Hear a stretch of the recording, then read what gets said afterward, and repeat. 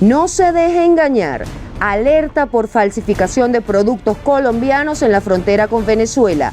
Mientras por otro lado, comerciantes denuncian pocos resultados tras la reapertura total binacional.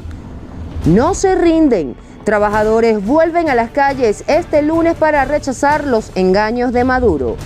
Ni las escuelas se salvan. Contrabandistas de metales desvalijan estructuras en el estado Zulia. Sin sangre, hospitales se quedan sin reservas de plasma para atender a pacientes. Atención fanáticos, Raguayana le puso fecha a su reencuentro con Caracas. Hola, ¿qué tal amigos? Feliz comienzo de semana. Bienvenidos a Noticias Impacto Venezuela de este 5 de junio del año 2023. Soy Mildred Manrique y para mí es un gusto acompañarlos siempre en este espacio. Comenzamos. Tras hacerse viral en las redes sociales un video en el que se observa a un hombre reempaquetando papas en una bolsa de marca, las autoridades del lado venezolano reforzaron los mecanismos de control para combatir el contrabando ante el incremento en la falsificación de productos de consumo humano y aseo personal. Marineglo con los detalles. Está mal lo que está haciendo, está muy mal. El video que se hizo viral en Colombia fue grabado en pleno centro de Cúcuta. Lo grave de la falsificación es su venta en locales permisados en total desconocimiento del producto empacado y el paso ilegal hacia Venezuela para comercializarlo. Amigos de Impacto Venezuela, según cifras extraoficiales, por lo menos el 60% de los productos que se consumen aquí en el estado Táchira son procedentes de Colombia. Autoridades militares reconocen que por la permeabilidad de la frontera, ni desplegando 20.000 funcionarios, los delitos transfronterizos desaparecen. Primero por la característica de la frontera, que es una frontera muy abierta. La gente no pasa realmente por los 5 puentes que tenemos en el estado Táchira. Pasa por trocha, por camino. Sí, mientras ellos buscan la manera de cómo pasarlo, nosotros buscamos la manera de cómo detenerlo. Lo que ocurre en territorio colombiano afecta directamente a Venezuela. Hoy tiene una realidad donde la fuerza pública no puede detener ese tráfico, lamentablemente. Entonces nosotros somos parte del problema por ser vecinos. Leche en polvo, champú, crema dental y desodorante son parte de los productos que en sitios como el Escobal y La Parada en ocasiones salen falseados, reempacados. Marina Glot, Somos Impacto Venezuela. En medio de una crisis desatada en el Palacio Presidencial de Nariño, el mandatario Gustavo Petro confirma la salida de su gabinete de Armando Benedetti, quien renunció a su cargo como embajador de Colombia en Venezuela. Benedetti se pondrá al frente de la justicia colombiana para ser investigado por presuntos casos de corrupción y abuso de poder. Génesis Pérez con el informe. Un turbulento fin de semana se vivió en el Palacio Presidencial de Colombia tras haber renunciado a su cargo 2 grandes aliados del mandatario Gustavo Petro por estar involucrados en presuntos casos de corrupción y abuso de poder, entre ellos nada más y nada menos que el embajador de Colombia en Venezuela, Armando Benedetti. Por su parte, el mandatario Gustavo Petro hizo mención de que esta decisión se relaciona con un escándalo por abuso de poder y escuchas ilegales en contra de una ex niñera a quien su jefa de gabinete, Laura Sarabia, y quien también renunció a su cargo, acusó de robarse $7.000 y quien anteriormente trabajaba para Benedetti. Y mientras se investiga, mi funcionaria querida y estimada y el embajador de Venezuela se retiran del gobierno para que desde el poder que implica esos cargos no se pueda tener ni siquiera la desconfianza de que se va a alterar los procesos de investigación, que no nos corresponden a nosotros, le corresponden a las autoridades competentes para ello.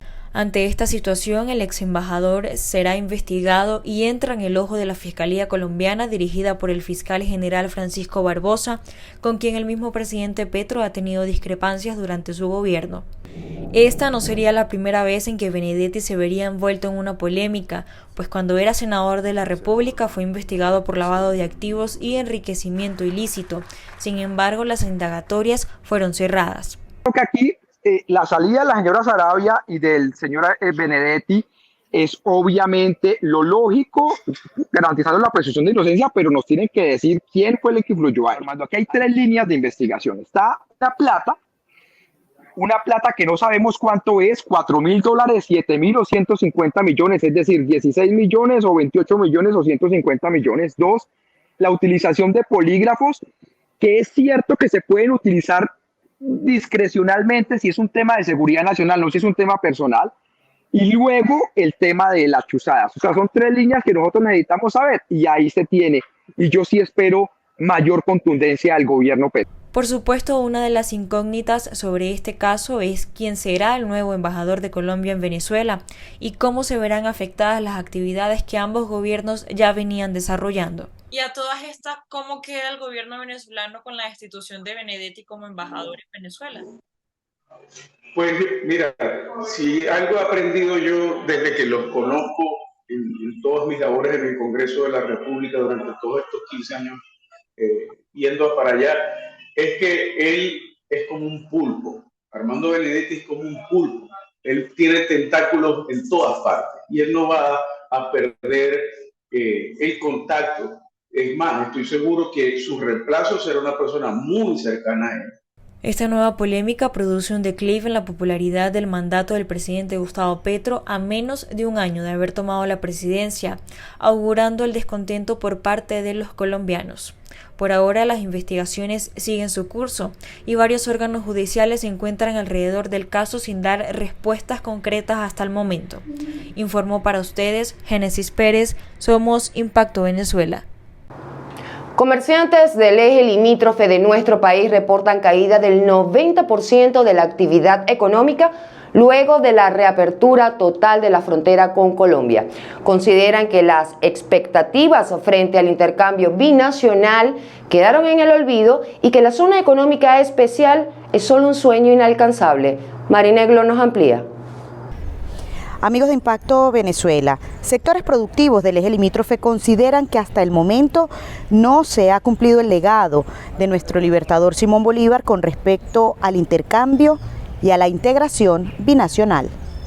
Deprimida está la economía en el eje limítrofe del lado venezolano. Colombia ha sido la ganadora de la reapertura fronteriza, así lo consideran sectores productivos. Es decir, que lo que ha traído es más bien problemas, ha traído declive económico y de esta manera pedimos a través de este medio al gobierno nacional, a los gobiernos municipales, en este caso las alcaldías de San Antonio y de Ureña, que se creen unos mecanismos legales para promover, incentivar y generar progreso económico, apertura económica y desarrollo industrial y empresarial. Pedimos a las alcaldías una exoneración de los impuestos municipales que están altos, elevados, y al estar en ese estado los comercios no van a florecer ni van a abrir ningún tipo de actividad. La zona económica especial se pide a gritos en la zona fronteriza. Y le pedimos al gobierno nacional la creación de una zona económica especial o un régimen aduanero para que nosotros podamos tener la posibilidad de vender sin algún tipo de impuestos y de esa manera se genera esa actividad comercial. Pero una vez que se abrieron los pasos fronterizos, decayó prácticamente en un 80-90% la actividad comercial de la zona. Sostienen que a los colombianos no les interesa visitar Táchira porque faltan atractivos, fallan los servicios públicos y los precios no son competitivos. Marineglo, Somos Impacto, Venezuela.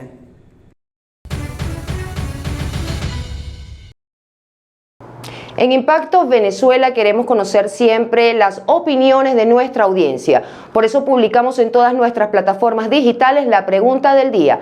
Y la de hoy es la siguiente: ¿por qué crees que la reapertura fronteriza no arrojó los resultados esperados? Ni el óxido acaba tan rápido las estructuras de metal en la Guajira venezolana como lo hacen quienes se dedican al contrabando desde el estado Zulia hacia Maicao. A continuación veamos el trabajo especial que nos preparó nuestro corresponsal Lenín Danieri. Desvalejada, yo tengo mis niños sentados en el piso. 251 niños que tienen la escuela están sentados en el piso. Los maestros también.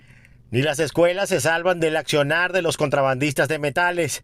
Desde los años de las crisis más severas hasta ahora, hubo casos increíbles. Estructuras enteras desaparecieron para ser vendidas y con el dinero comprar comida. En la escuela tumbaron la cancha completa. A la misma comunidad, entre todos la tumbaron y la carretearon y se la llevaron.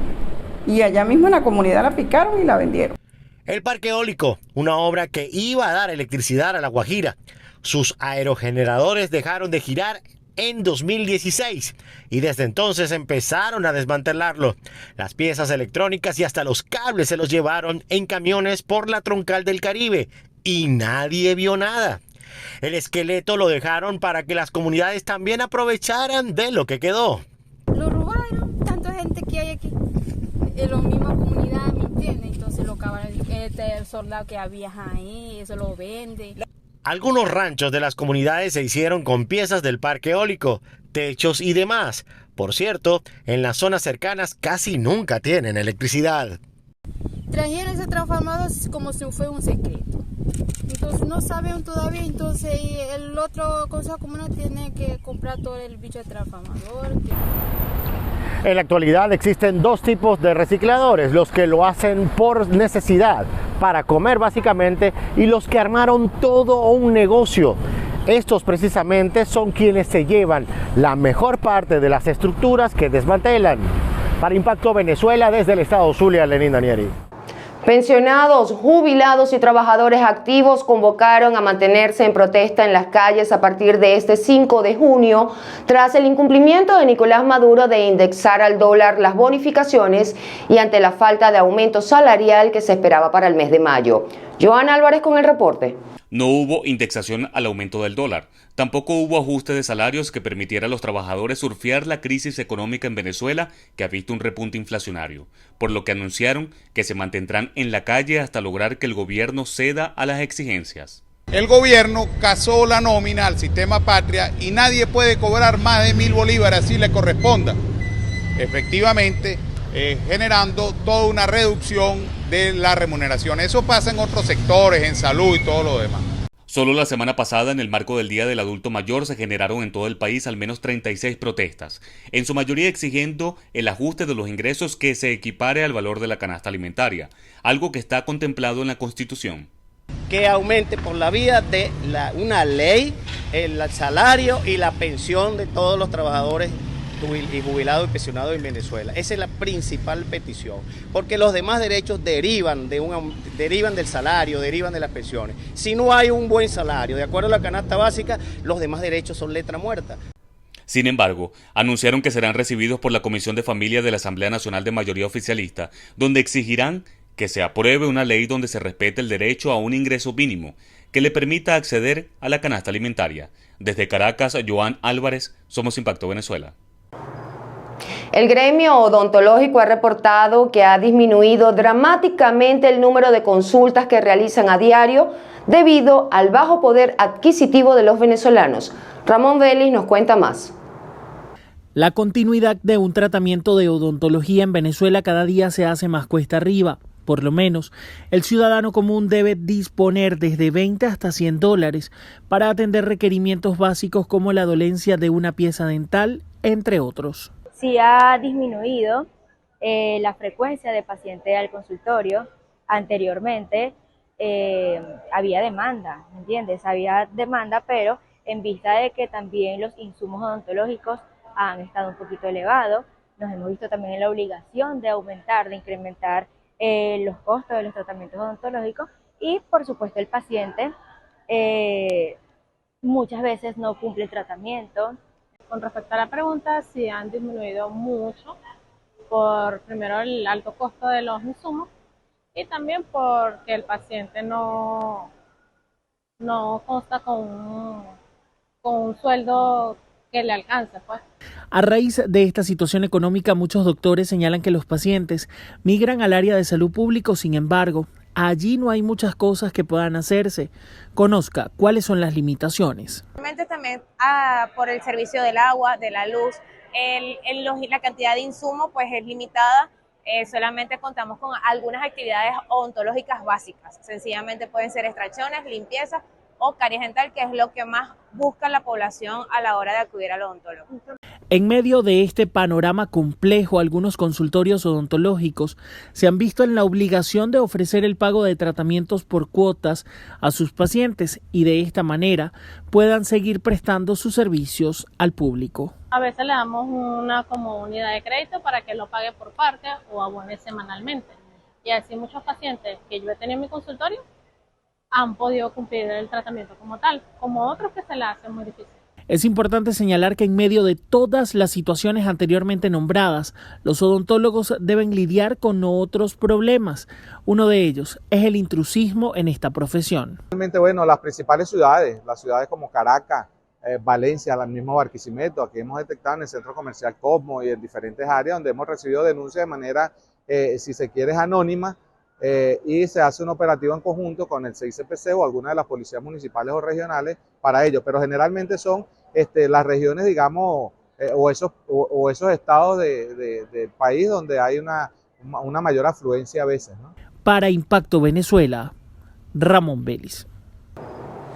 Los bancos de sangre en el estado Anzoátegui están operando a media máquina debido a la escasez de insumos y la falta de personal. Susana Quijada con el informe. Actualmente, 2 de los principales centros hospitalarios de la entidad no disponen de centrífuga refrigerada, lo que limita la atención de pacientes hemato-oncológicos. Este banco de sangre del Hospital del Tigre, el banco de sangre del Hospital Rossetti, no tiene centrífuga refrigerada. Eso nos limita la obtención de plaquetas y de plasma fresco congelado. En pocas palabras, limita fraccionar. Guevara asegura que la falta de personal es otro de los problemas que limita el funcionamiento de este servicio. El Banco de Sangre del Hospital del Tigre tiene limitaciones con recursos humanos. En los últimos días hemos tenido que suspender las donaciones porque el numeral de hemoterapistas y enfermeras que se dedican a obtener las donaciones ha disminuido, porque se han ido, han renunciado y otros han dejado ver que de no incrementarse los salarios para el personal que trabaja en salud y concretamente los bancos de sangre se verán en la necesidad de renunciar a su cargo. Otro de los déficits que registra este servicio en los centros de salud públicos de la entidad es la carencia de bolsas de sangre y de reactivos. A los galenos les preocupa que para este 14 de junio, cuando se celebra el Día del Donante, no cuenten con los insumos necesarios para su atención. En Anzoátegui, Susana Quijada, Impacto Venezuela. Es momento de conocer otras informaciones en materia internacional en el mundo en 60 segundos.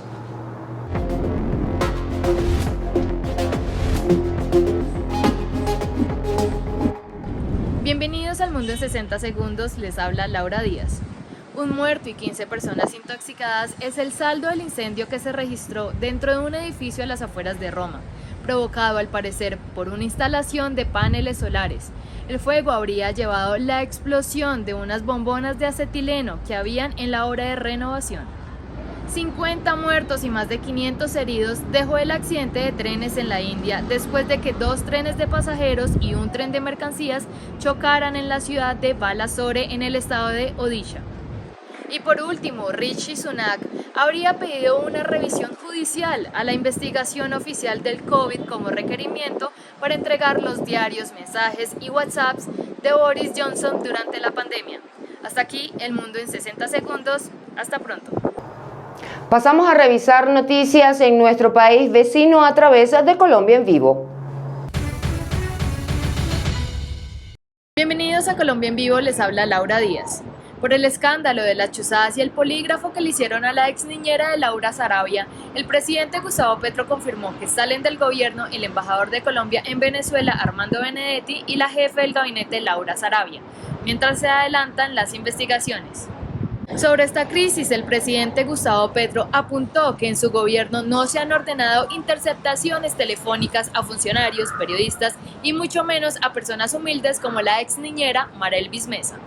Y por último, 600 pesos vuelve a subir la gasolina en el país, así lo señaló la ministra de Minas, Irene Vélez. Es decir, que con esta alza el combustible quedará en promedio de 12.367.000 pesos por galón. Hasta aquí, Colombia en Vivo, hasta pronto. Y el grupo musical Rawayana confirmó una presentación en vivo en Caracas. Bárbara Orozco nos cuenta todos los detalles de esto y mucho más en nuestra sección de entretenimiento. Feliz día para todos. A continuación haremos un repaso por las noticias más resaltantes del arte y el espectáculo. Rawayana regresa a Caracas el 30 de septiembre de este 2023 para presentarse en vivo con sus más recientes éxitos en la Concha Acústica de Bellomonte. Esta gira que hará el grupo integrado por Beto Montenegro, Tony Casas, Abeja y Fofo Story regresa a la capital con un show individual después de 7 años. Su última presentación solos como grupo fue en el 2016 en la Francisco de Miranda. El show forma parte de la gira ¿Quién trae las cornetas?, con la que visitarán Caracas, Maracaibo, ciudades de Latinoamérica y Estados Unidos. Los boletos para este show podrán adquirirse a través de la página de Ticket Mundo. Cambiando de tema, el cantante venezolano Miguel Ignacio Mendoza, mejor conocido como Nacho, comentó lo feliz y orgulloso que está de su hijo mayor Diego por esta razón. Siento extremadamente orgulloso de mi hijo Diego porque mi hijo decidió tener independencia económica y está trabajando, entonces yo vine a verlo por primera vez en su trabajo. Además, el propio cantante fue a sorprenderlo. Vine a comer a Five Guys, ya que no saben quién me está atendiendo en Five Guys. Mi hijo Diego. Hola. Diego está trabajando en Five Guys. Yeah. Soy un tipo trabajador ya, grande, independiente. La gente crece, es algo más.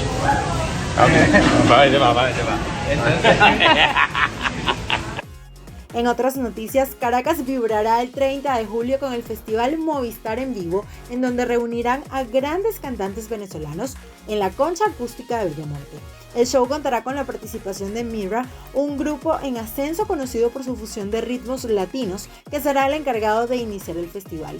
Luego, Anaquena continuará deleitando al público con su pop caribeño.